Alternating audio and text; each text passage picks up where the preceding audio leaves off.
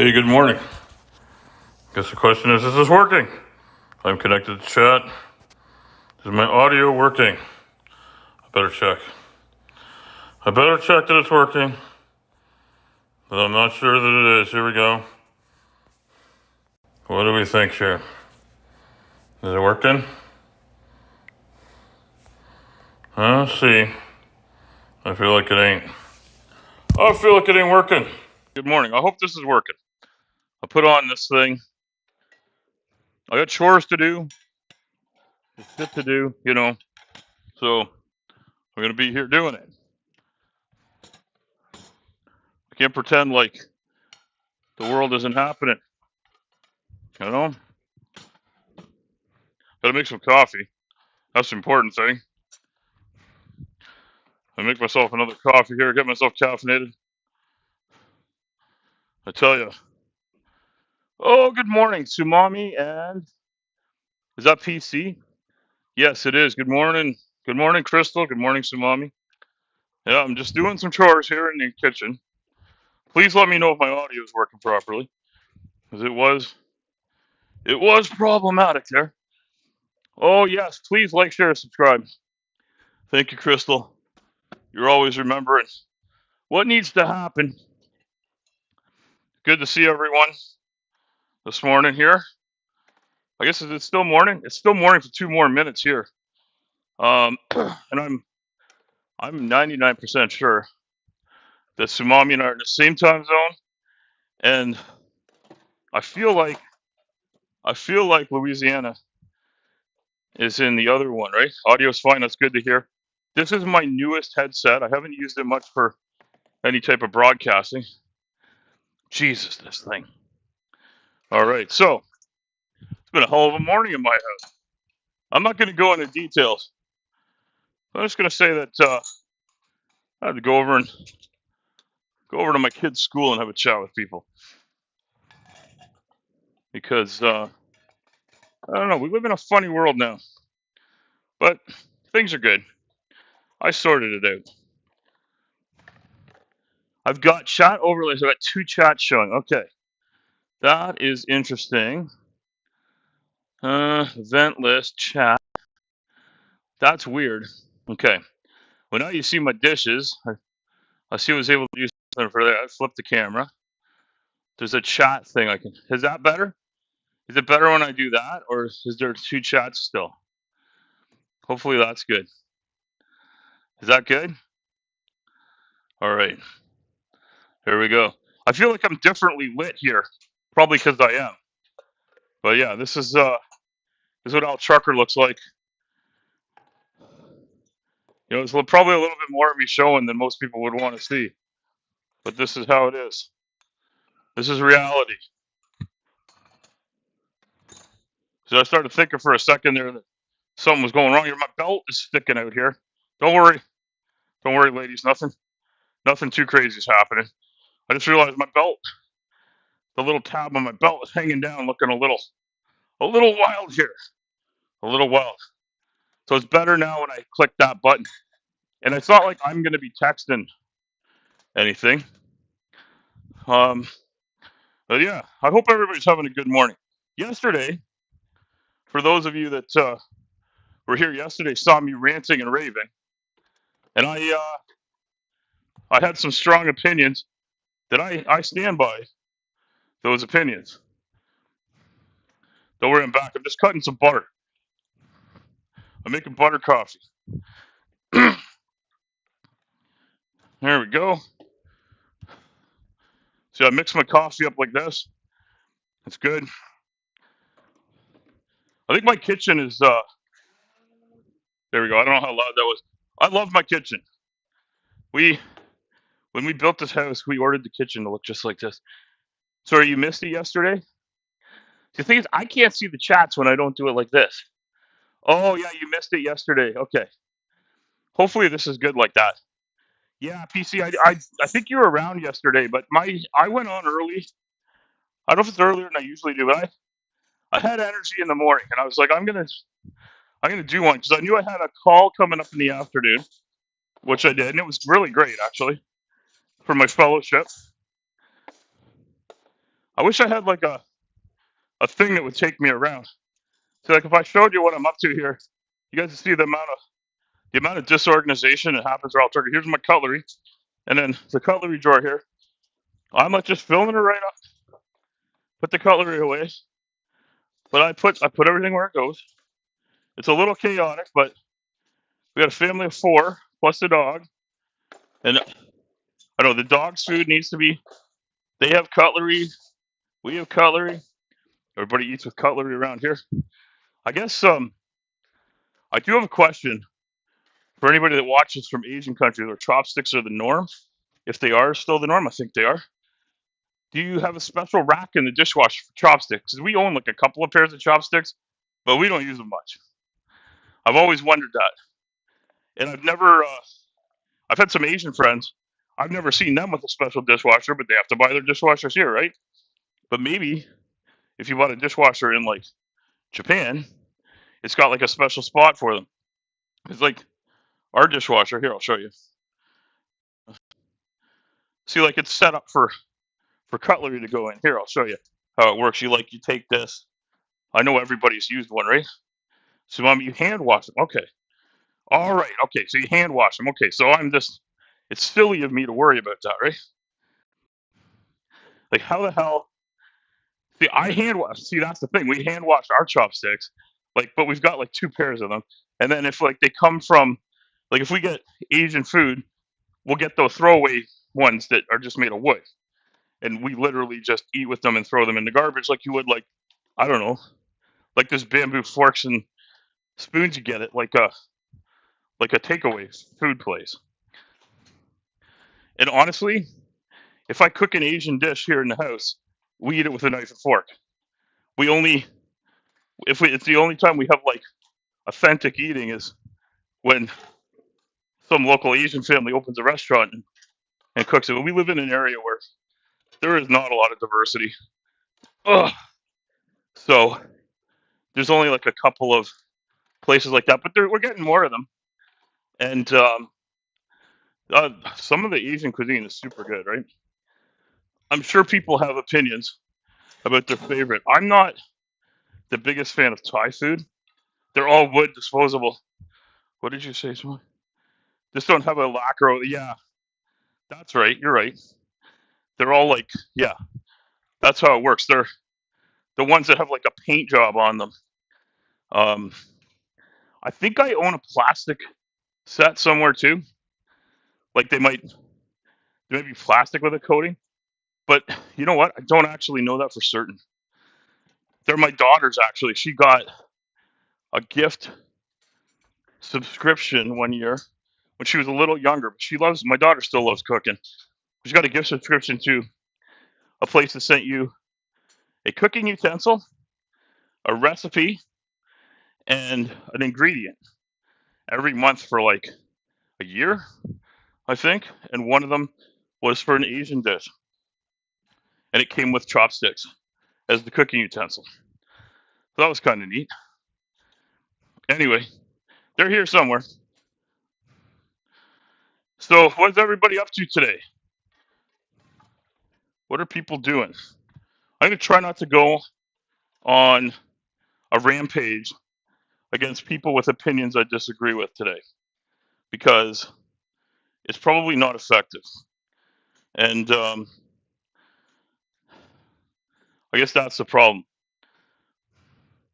It's called urushi. It's the lacquer that coats a lot of Japanese wooden art and food containers and shit. Holy fuck, Sumami, I had no idea that the Japanese lacquered their shit.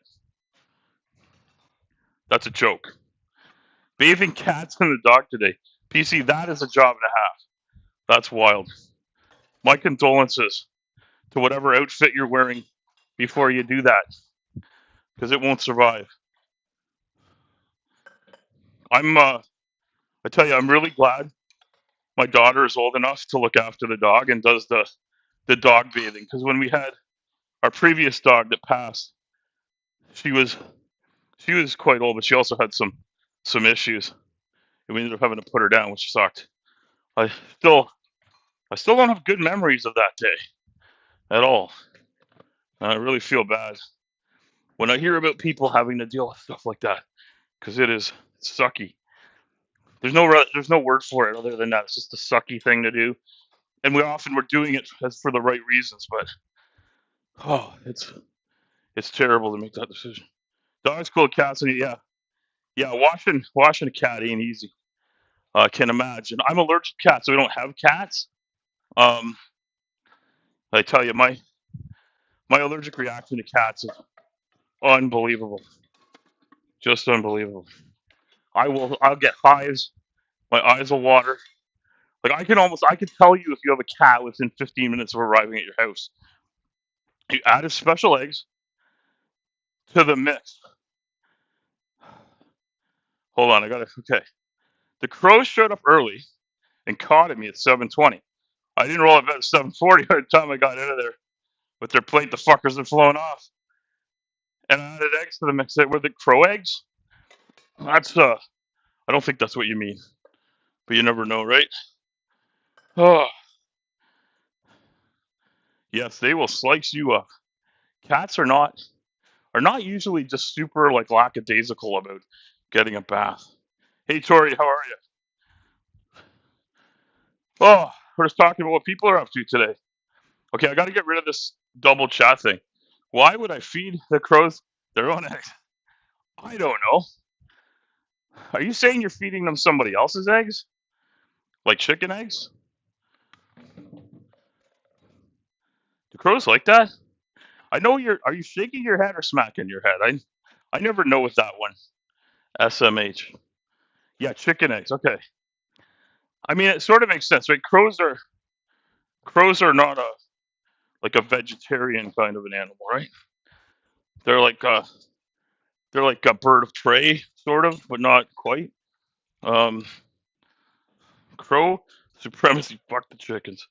Um, you know what? I've never seen a chicken that big. So I mean, I'm not so inclined, but yeah, I actually dislike eggs as a meal. I don't like eggs at all. It's really hard for me to go for breakfast because most places they love protein. Yeah, yeah, I can imagine. And you know what? Eggs are absolutely a wonderful thing to eat for nutritional profile. But yeah, I just hate them. Can't stand the taste or the smell of eggs.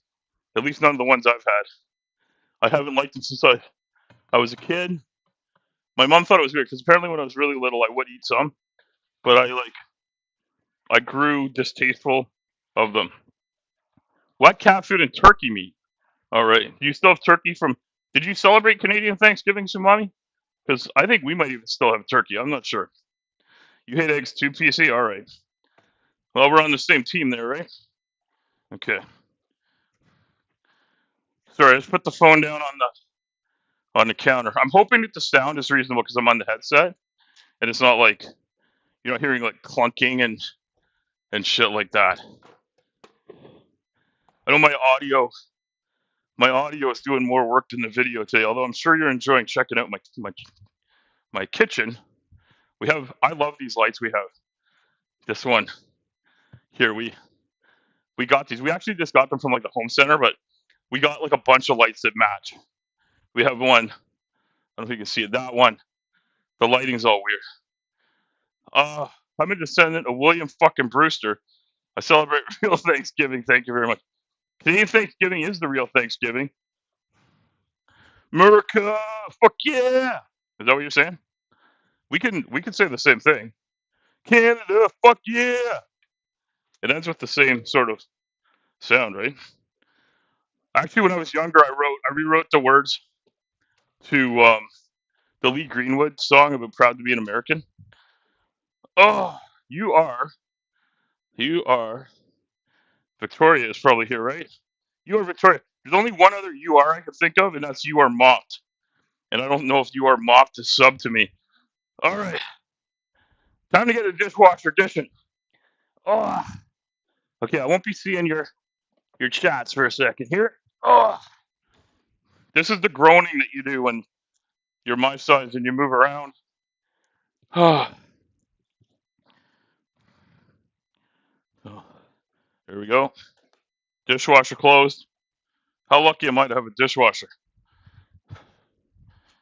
Oh, all right. I bet my ceiling looks real good. Oh, like baby cake. Baby cake. No, we were fighting. Okay. We were fighting back then. Like baby cake. Who is like baby cake? I don't know what that means. They probably Victoria and Sumami have some other conversation going on. I'm assuming. Hard to know. Always hard to know. Oh, okay, so I got that chore done. So with that chore done, I'm gonna relax for a few minutes and have a chat and drink my coffee. Got to fill up my mug. Oh, oh, there we go. I didn't like that angle. It makes me look bad. There we go. Coffee's in the mug. There we go. She's chubby and she grunts and groans when I pick her up for lovies. Holy shit, Sumami. You just get me to say something else that's going to get clipped? It's like when you said that weird thing to me.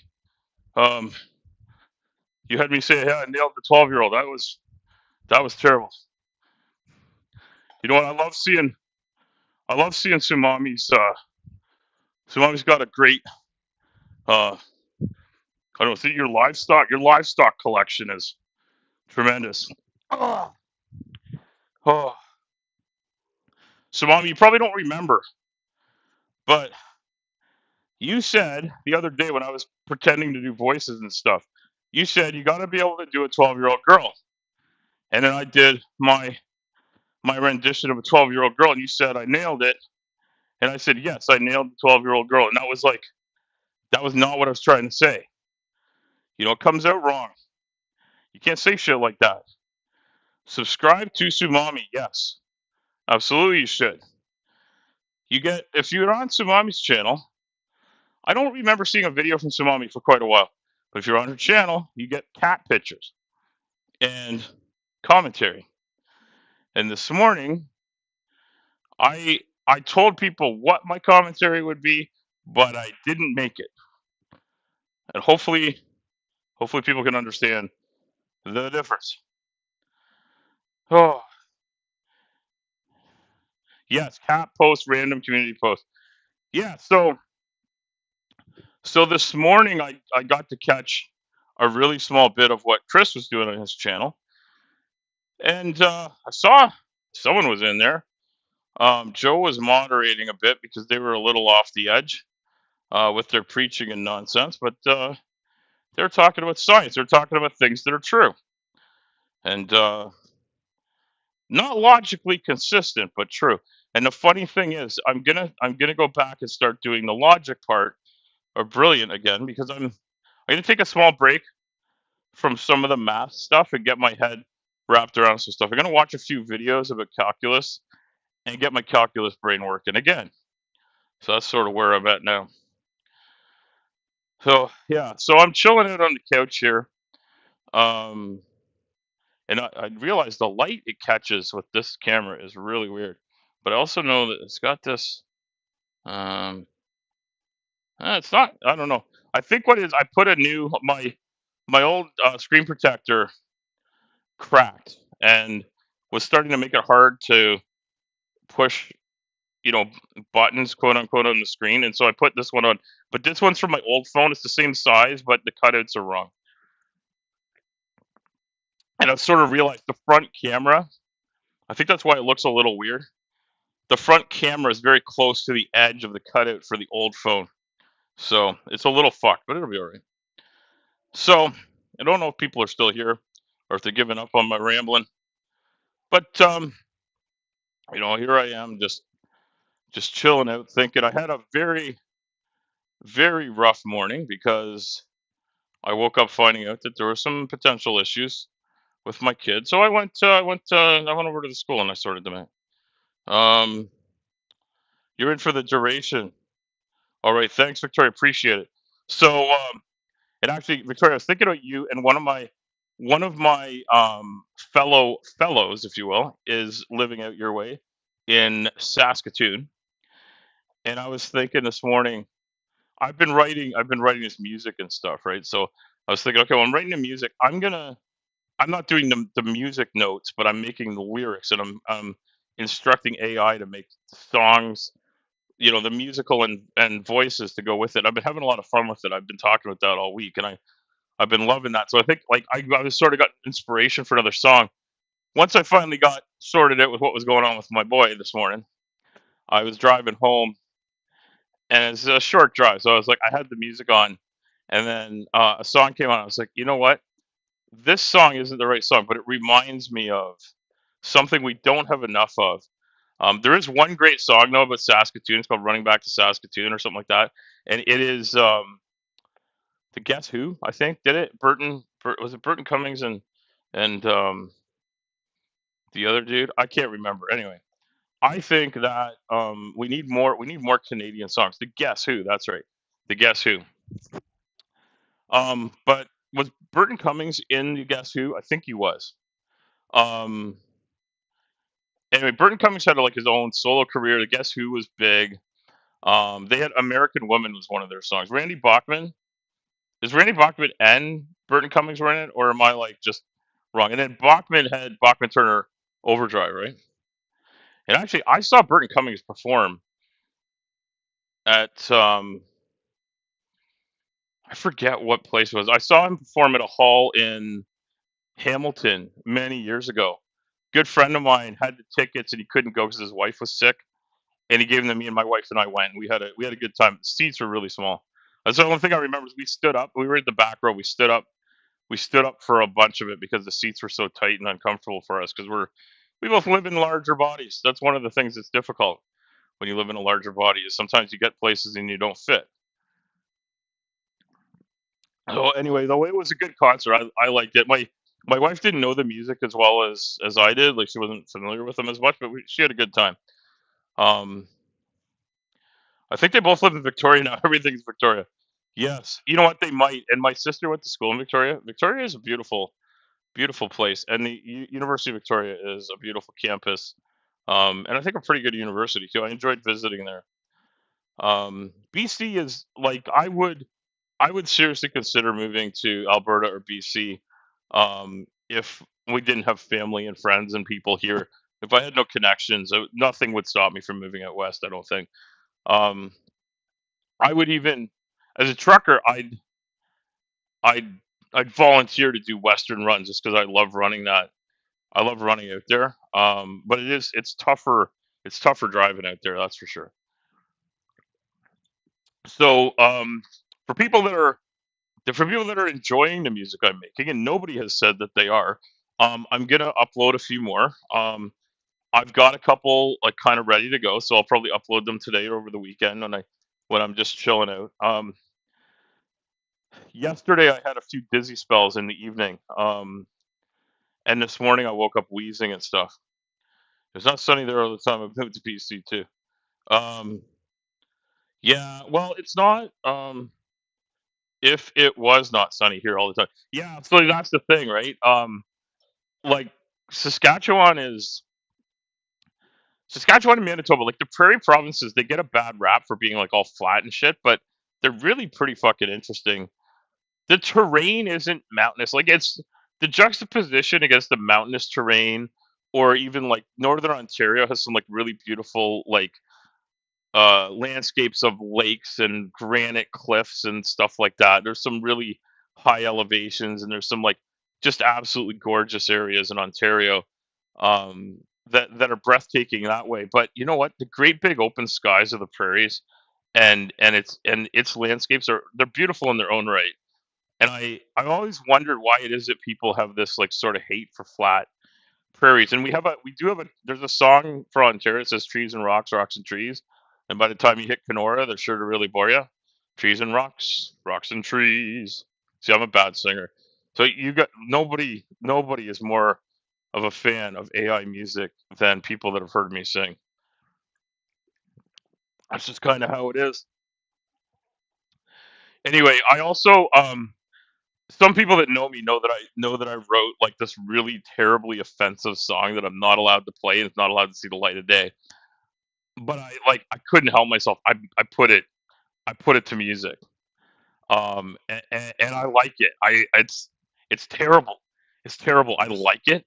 It's insanely offensive. It's just like it's off the chain and offensive and terrible. Cannot see the light of day. My mind is fucked up in here. There's a fucked up brain in here that's just like totally terrible. That like is it's a parody, but like I'm so offensive to the entire world that it can't see the light of day. And it kind of grinds my own gears a little bit that like I can't figure out a way to be less offensive and still be me. What the fuck am I gonna do? Anyway, I am hoping to I'm hoping to like figure out a way to change the tenor of the song to let us see the light of day. I don't know if it's possible. It's just maybe not possible, you know. So I yesterday I got really upset, and I thought to myself, am I getting upset at the wrong people for the wrong reasons? And the thing is, no, I'm not. And I also realized I don't have the energy to go and argue with people about things that I don't think have a valid counter argument. I just don't think they do. I've heard people try to come up with valid counter arguments, and I can't do it. And so I'm going to avoid going on a diatribe today. And I'm just going to say that if you don't understand what it is that I'm getting at when I complain about people that use really shitty reasons to be shitty to people for superficial shit, what I'm really saying is why don't you just try being nice and humane and see humanity in your fellow people? Start with that first. And then, you know, if there's something wrong with them, take them for who they are. But don't make judgments about people based on superficial bullshit because I guarantee you there's lots of people that are superficially look awesome and are awesome. And there's a few of them that aren't. Just like every other type of person. There's just some people that are kind of shitty. I don't know why they're shitty. Sometimes it's a good reason. And I'm going to move on from that. And I'm going to talk about things I'm interested in accomplishing today cuz I am really keen to get my bike out and go for a little ride today. That's my goal today. I'm going to go for a ride and then I'm going to sit down and work on the fellowship a bit more. I'm really looking forward to that. And I'm gonna launch a couple of more of these songs with some AI art to go along with them to make a little sort of slideshow video. That's kind of where I'm at doing it right now. I hope people are enjoying them. If you're not, if you hate the music I'm doing, please send me a message and say, Al, you're fucked. Stop doing this. Anyway, I will not be letting that one song see the light of day, but I got a few others. I got one about trucking that I thought was really cheesy, and it is, but I like the way it sounds. It came out all right. It's super fucking cringy and cheesy, but I like it. I'm gonna let it go. The AI art I'm doing for it isn't working out at all, so I'm gonna have to play with that a little bit more. And you know, I'm having one of those days where I started out with this super serious issue and problem that I had to start my day with and start thinking about. And like I literally woke up to having to help my kid deal with something that I was concerned about. And you know, it took a couple hours to deal with, and I had to talk to my wife. When she got a break, she was able to call me and find out what was going on. And that kind of set the tone for my day this morning. And I've been thinking, I was like, okay, I've got that sorted out. Can't do anything with it until I get more information. But I think I did everything that needed to be done as a parent, and it had me thinking two things. One is I got to find a way to enjoy some of my day because getting better is taking a long time. It's sucking the big one, as they used to say. When I was young, I would say that sucks the big one. Which big one is the big one? I don't know. What one is it? I don't know. But it sucks it. That was what we said. It sucks the big one. We also said a lot of other offensive shit. And and I'll say something more about that in a second. But I've decided I'm gonna have a little bit of fun today in my recovery. I'm somehow gonna get out there and do something that isn't just fucking dealing with bullshit. And have just a little bit of fun. So I'll take my bike for a ride. They put gravel down on one of the roads near me, so I got to take a different route. It's kind of pissing me off. But I understand why they did it. Like we don't have properly paved roads around here. They're like there's this hard packed stuff. It's kind of like tar and chip. If you're from like Great Britain, you probably know tar and chip roads and driveways.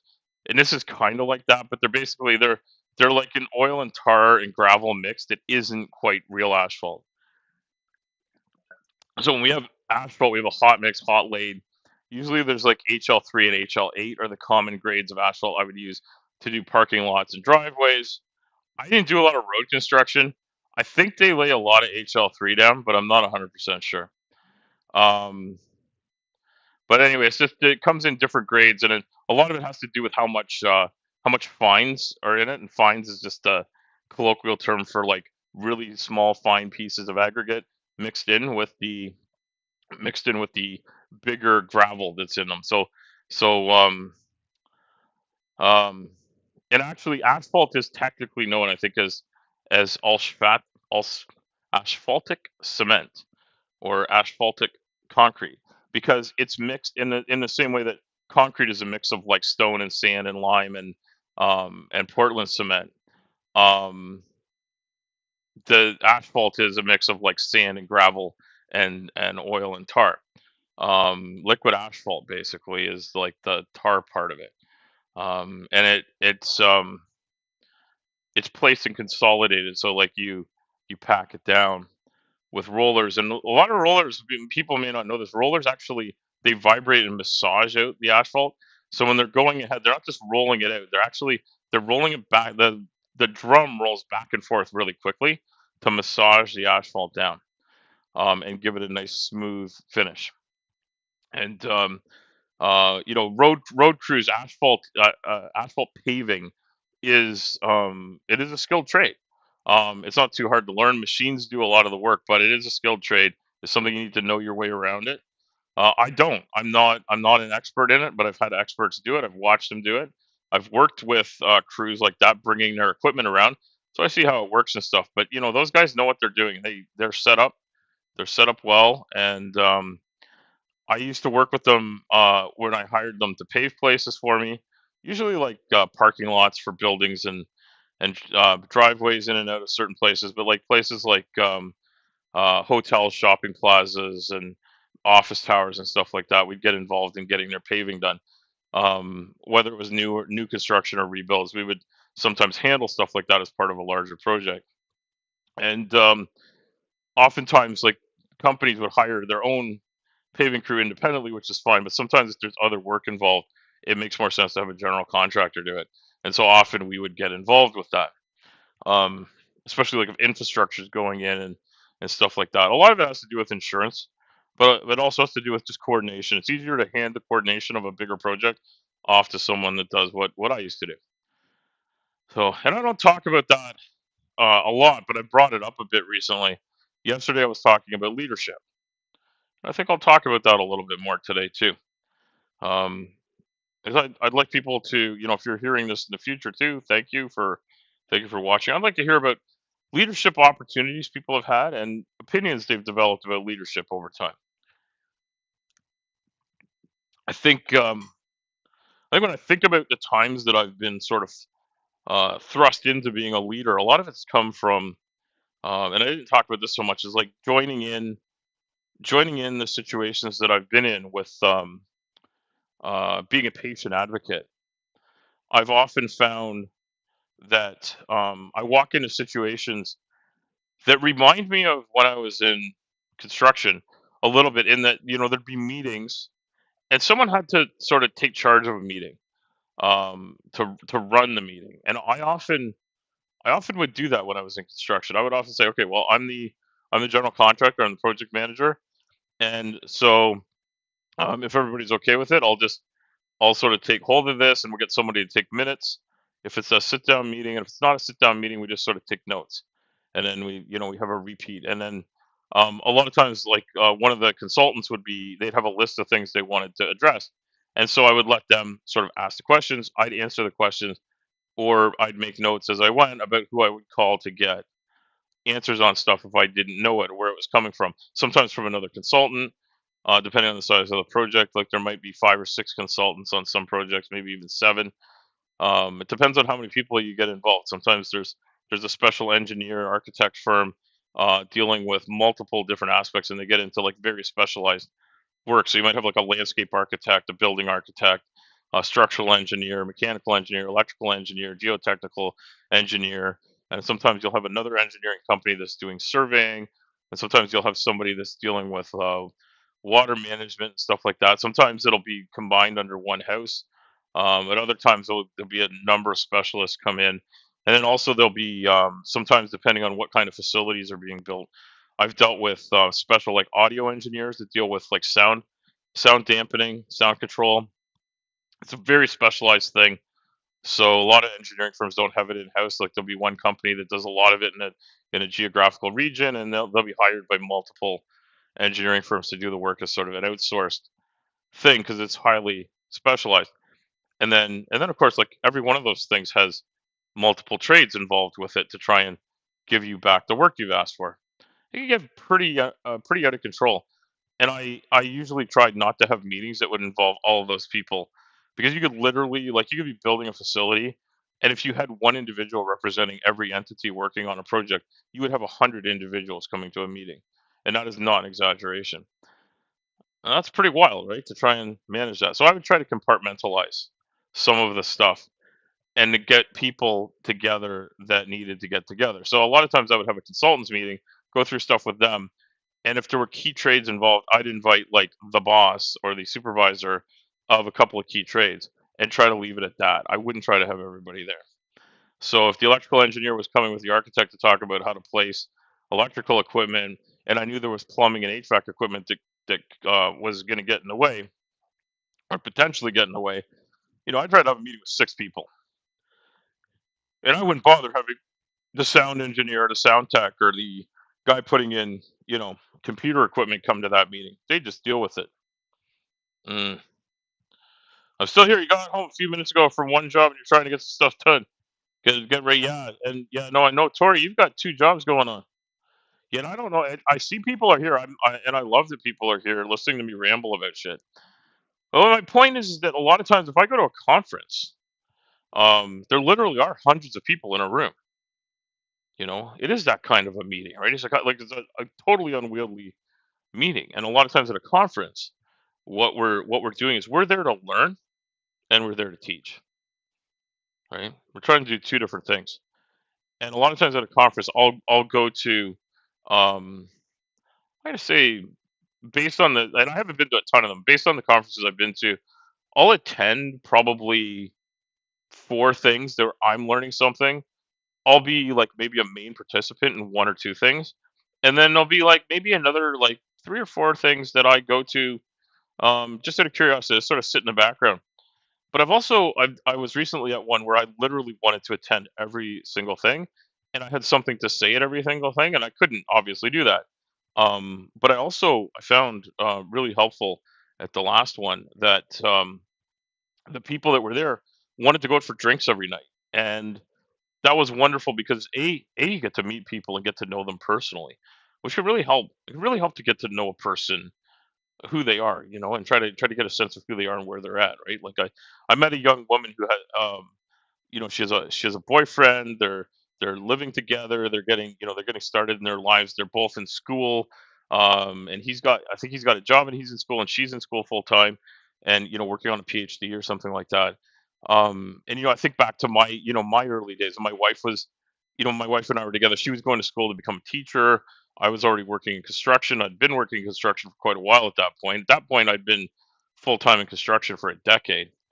Um, and and she was like, and I was kind of locked into that. I didn't even see a way out of it. And honestly, I'm so glad I broke out of it. But I needed my health to deteriorate to the point my doctor told me I'd die if I kept on dealing with the stress of that. And now I have the energy and somewhat I have the skill set to talk to and organize people a little bit, and which I think is why people are calling me a leader in my patient advocacy. Not because I want to be a leader. I don't want to tell people what to do or how to do it. I don't want to be in charge of it. But because I'm so enthusiastic about what's going on, I've offered to do what needs to be done. And the people that are leaders, the people that should be leaders, that have the experience and the knowledge and the wherewithal to do it are people I'm super proud to work with, and I'm super proud to call my friends. And I think they're wonderful choices for these jobs. And I personally could see myself, one or two of the positions I could see myself volunteering for at some point to take on for like a year or two, but they're not things I'd want to do long term. I wouldn't want to be that for the rest of my life. And I don't have enough time left in my life to do that for like a tremendously long time. Um, I think I've said I think I got 30 years left in me. I hope I do. Maybe I got more. Maybe I got less. We'll find out. But very few of these things are things I would want to take on, things that I would volunteer to do. But there's a couple where I would. There's a couple where I would, and nobody's asked me to. And I'm not going to volunteer for it until they say they can't find somebody, because I think other people are eminently more qualified. But I do think about it. I think about what can I add to the conversation and who can I bring to the conversation. And in my fellowship work, I've had the chance to think about just how many people in the world have had absolutely abhorrent experiences, and people have had tremendously wonderful experiences, and those wonderful experiences should be the norm. And maybe they may in fact be the norm, because I think like a lot of times we say the squeaky wheel gets the grease. Well, there's a lot of squeaky wheels, but I think there's a lot of seized wheels that don't know they could get some grease. And I want to make people aware of that. I want to make people aware that when something's wrong, it's okay to ask for help to fix it. And that's how I got into it. I realized what was going on with my treatment was wrong. I realized there was a gap in care, is one of the terms that's used. There, like, something was short circuiting. Something was getting in the way of being the best way to do something. And for me, there was a couple of obvious things, and some of it's as easy as personality mixed with knowledge. So if you have a personality or like a predisposition to just assume that people are, I guess, like lazy, uninformed, uncaring, apathetic, and some people are. I'll admit that some people are. I sure hope that isn't me, but some people are those things. But if that's your predisposition to think that about people, you may just assume everyone you meet is in that ballpark. And I really don't think that I am. And I think maybe the biggest thing is making people aware that when you see somebody that looks different for whatever reason, in my case, because I live in a larger body, that I'm dealing with obesity. It's a disease, it's a condition. And some people think that's controversial. No, I'm sorry. It's a disease state, and contributes to, and is comorbid with a huge number of conditions. Most of which, not all of which, but most of which I can name off and list as ones that I personally have. It's a crisis to deal with, and it's a crisis we need to deal with something more than just eat less and exercise more. Because if that's the solution, I do eat less and exercise more, and I still have issues. I've done it over and over again. I've lost weight. I've reached a plateau. My body won't give up the extra weight. Bariatric medicine is an important thing for some people, and there are people for whom lifestyle modifications will help. But we need to help people understand what those lifestyle modifications are and how they work. A lot of people don't know how to do it right. And I was thinking about this last night listening to DC Stream. They're selling this exogenous ketone product, and the MLM she was railing against a little bit. She's quite right to rail against it, because and I won't do an MLM stream until I get DC to come on with me. I hope I can get her to do that. We've had a couple of chats about it, but I think DC's been going through a lot right now, and I'm not going to push her. I'm hoping we do it in the next 2 weeks though, because I think in 2 weeks I'll be better enough. I feel better over the course of this week than I have for a while. I hope it continues to go that way, because if it does, I think I'm gonna be back at work in about 2 weeks' time, and I'll have an X-ray and some blood tests that my doctor can give me the green light for, and the timeline will match what she was guessing would be the case, which I think is it's important to know that. But if I could talk to people about exogenous ketones, I'd say like you don't usually need exogenous ketones to be in a ketogenic state, to be in ketosis. And ketosis is something that I've gone into and I've done, and it is possible to become fat adapted, and that's where I was at before. And I'm working on changing my behavior. And I had lost some weight. I've regained a bit, and as people noted in the chat, I've had a big lifestyle change. And the fact that I've put on like 10, 15 pounds since I got back from the hospital, maybe it's not the biggest deal in the world. Maybe I should just slough it off. And I think for now I'm going to. I'm gonna not take it too seriously. I'm gonna do some more treadmill walking today. I'm gonna try to do a longer walk today. I've done half an hour at a time. I'm gonna try to do it. I've been watching Doctor Who while I do it for whatever reason. I picked Doctor Who. It's on there. I will try to do an entire Doctor Who episode, which I think is about 43 minutes. So try to do a whole episode, start to finish, um, and see how that goes. And if I can do that, I think that'd be great. And that's how long I've been streaming here for. I got my dishwasher loaded and going in 46 minutes, 20 seconds, and sat down and goofed around and talked to people. So the next thing I'm going to say about ketosis is, and this is where this becomes really really difficult, is that being in ketosis and staying in ketosis are really hard to get to. It's hard to test for accurately. Once you're fat adapted, urine strips don't work as well as they do when you first start entering ketosis. And blood ketone strips are extremely expensive, and there's like only one or two machines that do it. And they exist to help people with diabetes that might end up having diabetic ketoacidosis, which is not ketosis. Diabetic ketoacidosis is a very dangerous condition, and people with diabetes should be extremely cautious when looking at ketogenic diets, but they're not necessarily wrong for people living with diabetes. You need medical advice to do that. You should not be getting advice from some woman in a sweatshirt standing in her living room telling you she's selling you a product. That is not how you should get something to help you with a diet that's that precise of a thing, because it is very hard to become fat adapted, stay fat adapted, and be in ketosis.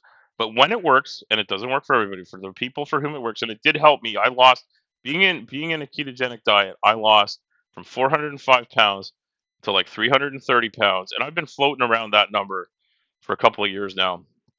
I got back up again. But like I said, I forgot to weigh myself this morning, mostly because I had a whole bunch of other shit going on. I literally got smacked in the face this morning. Well, not literally. I metaphorically got smacked in the face this morning with something that was going on with my kid that needed immediate attention. And he's fine. Everything's going to be fine. But I needed to go check it out. There was something going on in his life I needed to intervene in and be very careful with. And so, and I'm going to say this. People say this all the time, put family first. You know what? I dropped everything I was doing or thinking about doing, and I got showered, dressed, and went over there and had a meeting. I didn't know if there's anybody there that I was going to have a meeting with. I just went over there because that's what you got to do. And I do want to encourage people, if you have family, if you have kids, you have people you need to look after, put them first. Put them first, and do what's right for them. No matter how hard it is. It can be exceedingly hard. I've been, when I'm a trucker, if I'd been out trucking, I mean, I physically couldn't have gotten there, but I still would have, at the end of the day, or at some point, I would have emailed somebody and I would have arranged to physically be there seeing them. I would have called my boss and said, look, I need to come home, or I need to get over there, or I need to have somebody on the phone. And I've done that. I've had these conversations on the phone. But this morning I was able to go in person, so I went right over there. And I got to say, you know, this is this is not about being anything other than a good parent. If something's wrong in your kid's life, or you just suspect it's wrong, you want to make sure it's right. This is my advice to young parents. Like, putting your kids first often involves just being open to finding out what's going on. Listen to what they're saying. Have an open mind, and you know what? When your kids need help, show them that you're there for them in whatever way you can, because they'll remember that. They'll remember when their parents were there to help them navigate a difficult situation. That's really important to do. You know, let your kids know that you're there for them. Don't just say it. Don't just say I'm there for you. I'll do anything. Do it. Show them that it's true. And that's that. If you're a person that works a lot of hours, you got a lot on your plate. That's fine. I do too. I usually do. But make sure your kids know you care and that you're there for them for real. Like when it really counts. That's something they'll really appreciate. and it'll help shape who they are as parents eventually too. I think that's a really important thing to remember. And that's not about leadership. That's just about being a good parent. So I know I was talking about leadership. No, being a parent sometimes is a leadership position, right? Like maybe you're a leader in your household. But it sure as hell isn't about some of the shit that people go on about. And it pisses me off that we're ascribing leadership qualities to people that are basically just being spoiled little shits.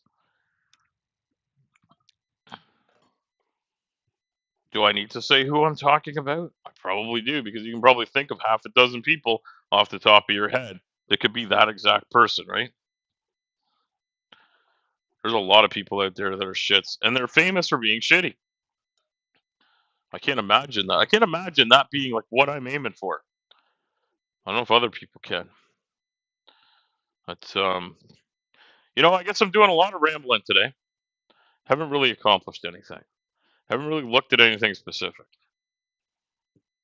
But as usual, AlmTrucker has a lot on his mind.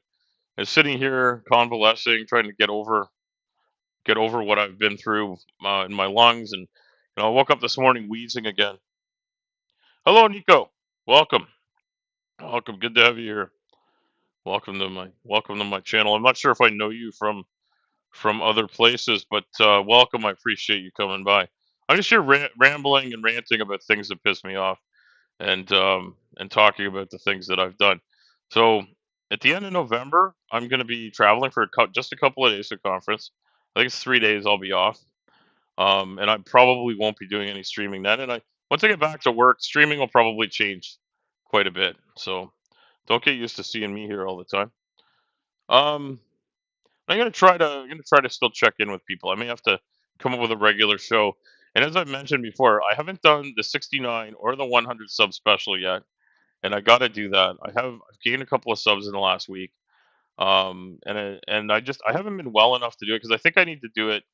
I think I need to pick a time that works for me, but I got to pick a time where other people can be around and come on and invite some of my favorite people on to chat, and maybe have like a panel discussion about about all the stuff that I worry about, and maybe what they think about it. I am getting close to the end of the hour, so I'll aim to wrap this up in a 1 hour format here. So there's like 7 minutes left. So I won't even take the whole 7 minutes if I don't need to. But as people know, the people that watch me on a regular basis, I have an opinion on just about everything. I like and subscribe. Nico, I appreciate it. Thank you for liking and subscribing. I hope you enjoy this, Nico. I'm a person that lives in a larger body. I live with obesity. I live with metabolic derangement, type 2 diabetes, all sorts of issues with arthritis and stuff like that. And I'm a patient advocate in my volunteer work. I'm a truck driver when I'm working. And right now I'm a patient convalescing from having a lung infection that did a lot of damage to my lungs. I was in the hospital for over 2 weeks, and then when I got out, I've needed a lot of time to recover. And unfortunately, it's looking like it's going to take all of 2 months, but 2 more weeks are what's left in that 2 month period, and that's what I'm aiming for. I'm aiming to be better enough in 2 weeks to be back to work doing my regular job. But when I'm here, and I think a lot about the things I'm working on, my volunteer work as a patient advocate is good. I've had a lot of great chances to, instead of being on the road calling in, I've been able to be sitting at a desk, making notes, thinking about things. And I have a partner in my fellowship program, and we've had a chance to bounce stuff off of each other. And we've been having a great time. It's a lot of work, but we've having a great time coming up with a way to message people. And and I'm not sure if I'll be sharing that here. I've been thinking I maybe need, because of how crass I am about some things. I may separate my social media life from that life a little bit, and maybe start, if I share, I may start a special channel just for sharing stuff like that and being a little cleaner. You never know. Oh, Nico, what are you saying? Oh, to I like and subscribe. Anyway, I appreciate you liking and subscribing. Nico, there's not a lot of people participating in the chat right now. I got a couple of people that come by. But if there's something you'd like to know about, certainly ask in the side chat there. Because I'm always willing to answer questions. I'm willing to defend the positions I take, and I realize my opinions are my own. They may not be those of others. I certainly have found that some of the things I've thought recently when talking to a couple of people I consider friends and peers on here have agreed with me on some things, but sometimes it's a matter of and this is important, seeing things from other people's sides. Don't kick your own ass harder than us. Thank you, Tori. I appreciate that. Yeah, no, I know I'm pushing myself, but I'm pushing myself because I want to. You know what? Yesterday, the day before, one of my colleagues called me and just said, "Hey, how are you doing? I noticed you still haven't been back." And truckers we don't always see each other every day, right? Like we go to the yard, we get our trucks, we do our thing. So like they may not know if I'm back or not because if they see my truck there at the beginning of the day and the end of the day, they might think, well, I worked through the middle of the day and they started earlier and ended later than I did. They might just assume, well, he's sick, so he got a short shift. They might not know, right? Because that happens sometimes. And I'm kind of asking them to start me slow, like either send me on long runs where all I got to do is mostly drive, or send me on a couple of runs locally and then give me let me get home a little earlier to get some extra rest. Don't know how that'll go. I'll have to talk to my bosses about that and see what they can do. We have a couple of different types of runs we do, and they can't control which ones come in, but they can control who does them. But I also don't want to make it so that I only get the certain type of runs and other people get knocked out of them, right? Anyway, to come to a conclusion on everything I've been rambling about today. I'm gonna say this. I'm not gonna waste my time going and fighting with people that have really crappy opinions. I've decided that's not worth doing. I will I will defend my own opinions here on my channel. I think that they're right and well defined and well held opinions. I don't see a way to.